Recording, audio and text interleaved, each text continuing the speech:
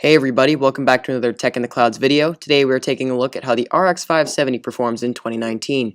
This Sapphire card has 8 gigs of memory, which will make it ideal for tasks that require extra VRAM. It's a low to mid-tier card at the moment, and you can pick one of these up for $100 used on eBay.